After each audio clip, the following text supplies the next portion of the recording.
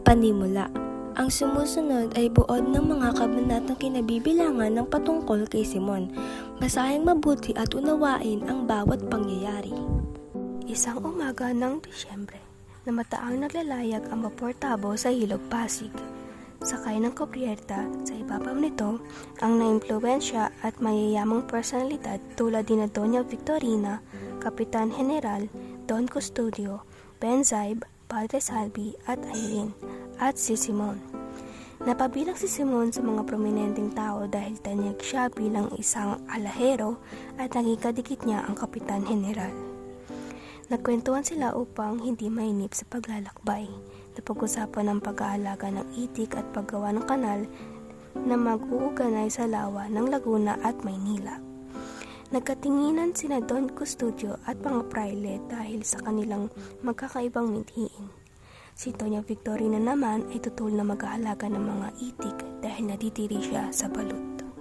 Nang magpunta si Simon sa ilalim ng kubyerta, dito niya nakita ang sitwasyon ng mga ito. Siksikan at masikip doon dahil sa mga kargamento at mga bagahe. Sa ilalim ng kubyerta nakasakay si Basilio, anak ni Sisa na isa ng mag-aaral sa medisina ngayon, at kaibigang si Isagani na isa ng Makata mula sa Ateneo. Kinausap nila si Kapitan dahil sa balak na pagtuturo ng wikang Espanyol, ngunit hindi sila pinahihintulutan.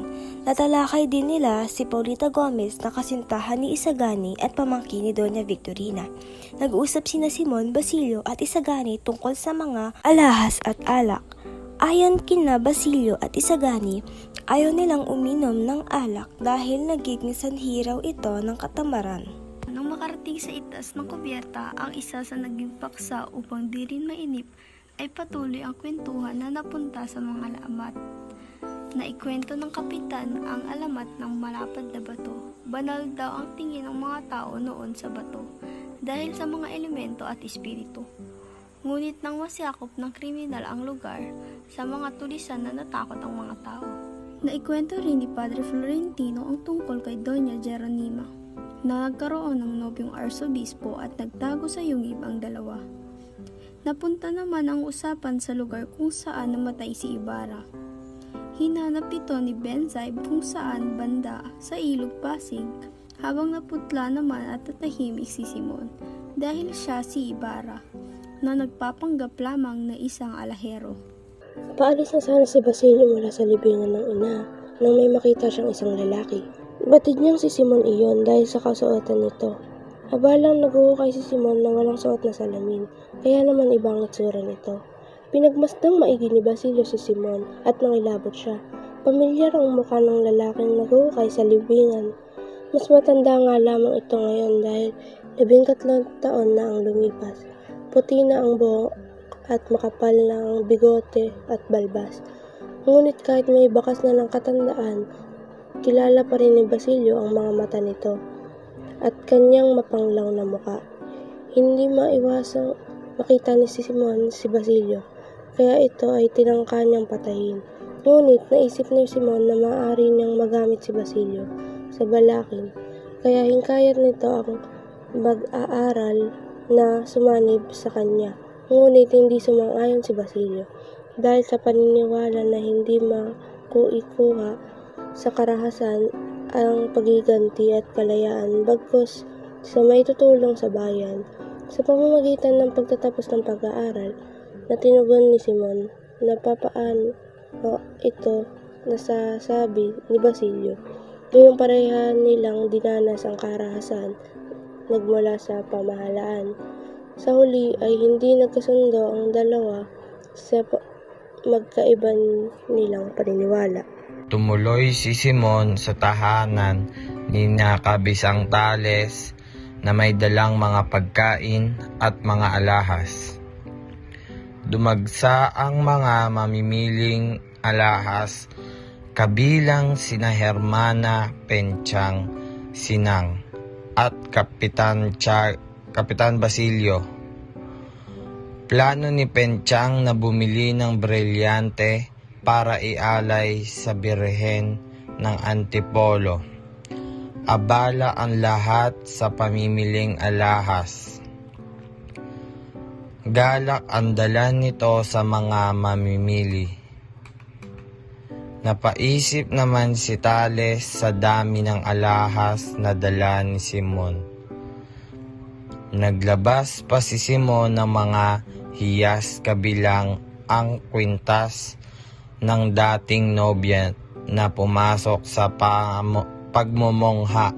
Natipuhan iyon ni Sinang at ipinabili sa kanyang amang si Kapitan Basilio.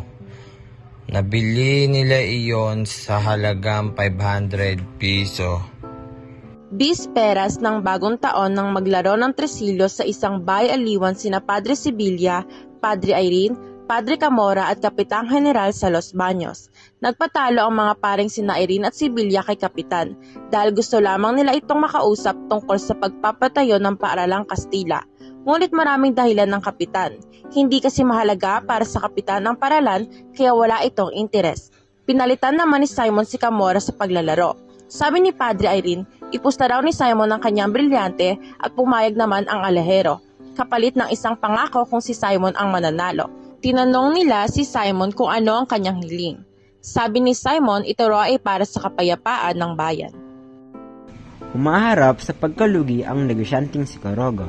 Ngunit sa kabila ng sakuna, nakuha pa niyang ipatawag ang kilalang tao dahil nais niyang magkaroon ng konsulada ang China sa Pilipinas. Inalok naman siya ni Simon na babawasan ang utang ng 2,000 kung papayag siyang itago ang mga armas sa kanyang bodega. Palihim naman daw na ililipat ang mga armas sa bodega. May alinlangan man, ngunit pumayag na rin si Quiroga. Sa nais ni Simon, naroon ang mga praile, negosyante, military, maging si Simon. Maliban sa pagsali sa pulong, nais niya ring singilin si Quiroga sa utang nito. Dahil lugi sa negosyo, di nakabayad ang i-check ng 5,000 pisong utang. Dahil sa mga pambabanta at mga paskil na kumakalat sa paaralan, wala nang halos pumasok ng pag-aaral, kaunti na rin ang nakakapasa. Sina Makaraig, Juanito Pexon at Tanggay bumagsak. Bumalik sa Espanya si Makaraig, habang si Tandoy naman ay masayang di na siya mag-aaral. Sina Isgan at Sandoval lamang nakapasa. Nalaman na rin ni Basilio ang nangyari kay Jolly at Tanda Celo sa pamagitan ng kotserong si Sinong na laging dumadalaw sa kanya. Kalat na rin ng balita na ikakasal sina Paulita at Juanito na ngayon ay pinaghahandaan ng kanilang mga pamilya at inumpisahan sa isang pagtitipon sa kabila ng takot ng mamayani sa bayan nila. Isang hapon ay nagkulong si Simon sa kanyang kwarto at ayaw magpaabala. Tanging si Basilio lamang daw ang papapasukin kapag dumating ito. Ilang sandali, dumating na rin ang binata. Laking gulat ni Simon sa itsura ni Basilio. Payat na payat ito. Magulo ang pananamit at tila isang patay na nabigyan lamang ng muli ng buhay. Agad tinanggihan niya, isip daw niya kasi na hindi po niya naigaganti ang kanyang magulang at kapatid na yumao. Natuwa naman si Simon at nagpunta sila sa laboratorio at doon ay pinakita ang isang pambasabog. Sabi ni Simon ay gagamitin daw ito sa kapistahan. Tila isang ilawan o lampara ang payo ng pambasabog na gagamitin nila. Nagbilin si Simon na magkita sila ni Basilio sa tapat ng parokya ng San Sebastian para sa huling pagpaplano. Isa sa kasama sa pagplano ay mailabas sa kumbento si Maria Clara.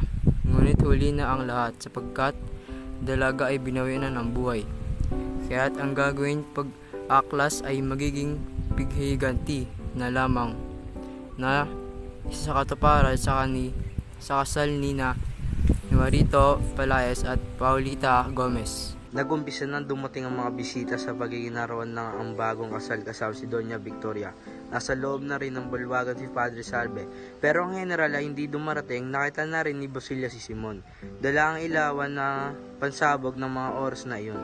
Nag-iba ang pananaw ni Basilio at nais na magligtas ang mga tao sa loob ng nakatakdang pagsabog mula sa lampara. Ngunit hindi siya pinapasok dahil sa madungis niyang anyo.